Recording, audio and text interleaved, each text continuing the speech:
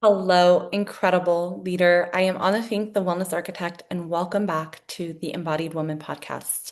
I want to share some very important insight around this solar eclipse that we have just passed through yesterday on August 12th, 2026, because the energetics of this world we are living in, we are all experiencing them differently and uniquely, but also they have become so much more pronounced and so much more heightened. So I feel like it's an important time to connect back with ourselves, to evaluate how we're feeling, what is happening, because what we are living through and what we are experiencing is so unparalleled. It is unlike anything we've ever experienced and witnessed before, and things are changing so fast.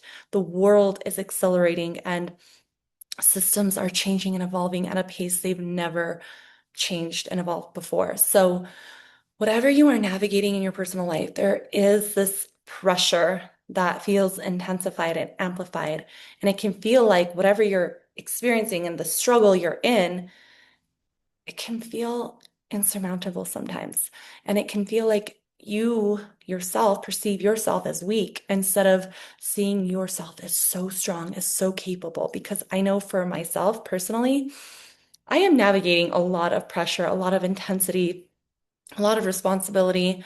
And there's a part of me that feels like I could break, but I have to remember that part of this breaking is the building. This is when we're going to the gym and we're weightlifting and we're literally breaking our muscles. We are creating new muscle strength through lifting that which is heavy, through leaning into the resistance. So, whatever it is you're navigating is here to strengthen you, to sharpen you, to prepare you, not to punish you. Now, we are in such a powerful time because we have 6 more months until February 2027, which is this pivotal prophecy time of the new paradigm. The new paradigm in human design has been prophesied for decades now. When it was first channeled by Ruhu in 1987, he already had this timeline for 2027.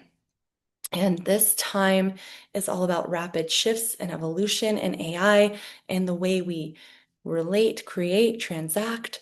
The financial system is changing, the education system is changing, the political structures, governmental structures. Everything is changing and it can feel like complete chaos. And the intensity is so, so strong.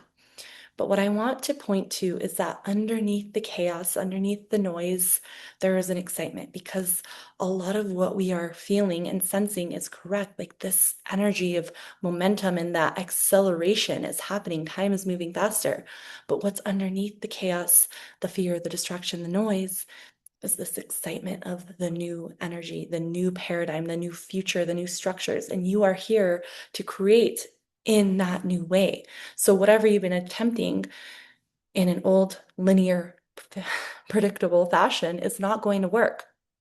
Now, it's so important that we go through this portal of preparation because all the old, outdated ways of thinking, of operating, of relating, of living are not going to serve us. We are continually evolving, we are continually refining and expanding, and it's time for us to fully open, to expand, and to rise. So, whatever it is you're experiencing, whatever the challenges are, they're actually giving you this invitation to rise and meet yourself in a new way. But because we haven't experienced this before, and because of old limitation or belief or conditioning, we don't always perceive ourselves as strong, courageous version. And so instead of feeling greater than the problem, we feel smaller than the problem, and then it feels insurmountable, and that leads us to want to give up. So the end point of that is that you are here to rise. This breaking point is the breakthrough point. You are not breaking, you are being prepared and forged.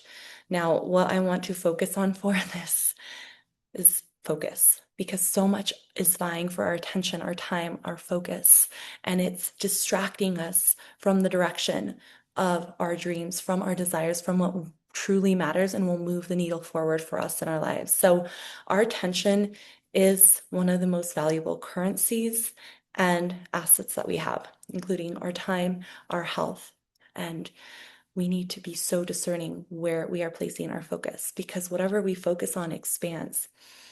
And distraction distraction. It directs us away from what matters. And the world can appear chaotic. It can appear fearful and like everything is failing and this and that and the narratives of lack and not enough food, not enough water, not enough money, not enough blah, blah, blah energy, whatever it is, there's a lot of lack narrative happening. And the media is portraying these in such a way that distracts us from what's really going on, but then also is directing our attention and our focus onto something that is not actually full truth. It appears one way, but just because it looks that way doesn't mean it actually is. So, what have you been focused on? Because I know the media is biased in the way they present the stories, and the angles is designed to focus your attention in a direction that is not favorable for you and that keeps people locked in fear and survival, making them more easily controllable, manipulatable. So, now more than ever is most important to be discerning and decisive to decide where you are going to direct your focus, your energy, your time. You need to choose your focus. And in this week's newsletter, I shared a photo from a Pilates studio that I attended in Montreal while I was there. And it had chandeliers hanging from the wall. And it was this like gold gilded ceiling. And you look at the chandelier and it's beautiful, the detail, the crystals, the lights, everything. But then you look more closely and you see there are two light bulbs on that chandelier that are not shining, that are not glowing. Could be that not all of them are turned on, or it could be that those two light bulbs were burned out. Regardless, I didn't notice that until I looked at the photo. And looking at the photo again, I realized that this is such a powerful analogy for focus. Because are we going to focus on the two light bulbs that are not shining, or are we going to focus on the chandelier that is shining brightly and that is so beautifully and ornate in its design? So where we're focusing our energy, we can see, oh, the light bulbs are burned out and that's just going to be this way. Like if we start to look at the world that way, like this is ending and this is bad and this is burning down or this is not working, we'll go into that narrative and start to feel a certain way about it. But if you look at the chandelier and you zoom out and you see it for its beauty and you admire it and you focus on that, the two light bulbs being burned out doesn't even matter. It makes it irrelevant because they don't detract from the essence of the chandelier. So now that you have that awareness, where are you focusing on your life? Where are you focusing on your health and your body? And how are you focusing on them? And is it in a way that is favorable, supportive for your evolution? Because you get to choose your focus. And once you see something, you cannot see it. So yes, now that you're aware of those two burned out bulbs, doesn't mean that you won't be aware of that. You see them and now you can't unsee them. But now that you have the choice to choose between seeing the burned out bulbs or seeing the full chandelier, what will you choose? The beliefs, the thoughts, and feelings you hold are all influenced by your identity. So, whatever your beliefs, those beliefs influence your thoughts influence your feelings influence your actions, your reactions, which then perpetuate your reality, your identity. So, whatever you're experiencing with respect to your beliefs, your thoughts, your feelings, they're all influenced by your focus.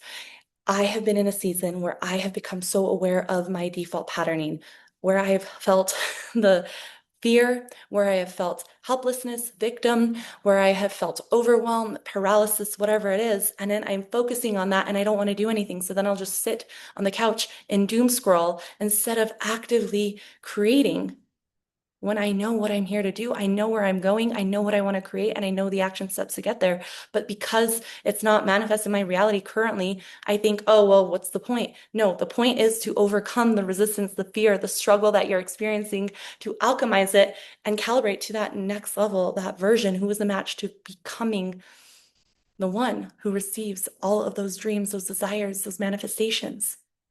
So, how you perceive yourself, how you see yourself, it shapes your identity and ultimately your reality, but it's influenced by your focus. So, what are you focusing on with respect to yourself? What are the stories, the beliefs, the thoughts you hold about yourself?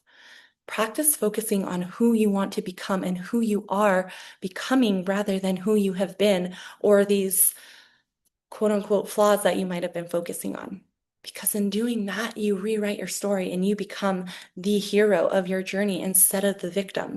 And you rewire your emotional response and collapse time between where you are and where you are going, between who you are and who you are becoming, which leads me to this next point of endings and beginnings. And we are in this liminal space of the void. Eclipses are a time of beginnings and endings simultaneously. They're known to eclipse out that which is not aligned so we can create and receive that which is aligned with who we are becoming. So completion and initiation are one and the same. Give yourself that permission to grieve what was, to grieve who you were, what you've known, all of that, because there was a beauty in that. And what was cannot remain in order to experience what is to come. Sometimes fear of the unknown arises when we complete a chapter and begin a new one. But how would you show up in your life if you were anchored in faith rather than fear? If you had faith in your future and faith in who you are becoming rather than fear of it, making meaning of what your current circumstances and reality are right now, instead of seeing yourself as so strong and courageous and powerful. And if you weren't meant to be where you are, you wouldn't be here. The fact that you are here right now, you're meant to be here. And whatever it is you're experiencing, it's meant to strengthen you. So let's leverage and glean the wisdom from this time. We need to anchor into faith over fear because both faith and fear require belief in something. Faith utilizes our imagination in a creative and a supportive way, while fear utilizes our imagination in a destructive and unsupportive way. Again, it all begins with our focus. Are we focusing on faith or are we focusing on fear? Faith is what else? What if? What if it works? What if this happens? Fear is, what if it doesn't work? What if I fail? What if this? It's where are we focusing? When you focus on fear, your world contracts. You begin to diminish your access to higher creativity and your higher mind. But when you focus on faith, your world expands. Your ability to perceive, believe, and perceive what you've not yet seen extends beyond what you've known. And suddenly anything feels possible. And that is the focus and the power of your focus. So when you focus on anything is possible, you feel so differently. And just because we don't physically see something doesn't mean it doesn't exist. The wind is not seen, it is felt. We are moving into a time where the way we perceive the world and ourselves is changing. And while it can feel overwhelming at times, it is incredibly exhilarating. And I want you to remember your focus and the power of your focus. And a tool to use to redirect your focus is asking a question, because questions hijack your brain's default mode of attention and operation and focus. They redirect your focus. And when you begin to ask different questions, you get different answers and different perspectives, and you change your life if you change your questions. It takes practice, patience, and perseverance to rewire and retrain your brain and your focus in new ways, but it's so, so worth it. So something you can do to practice your focus is to ask yourself different questions, to conjure different emotions, to conjure different realities and belief in what is possible. And two of these questions that I love to ask myself is, what else is possible? What if? What if it works?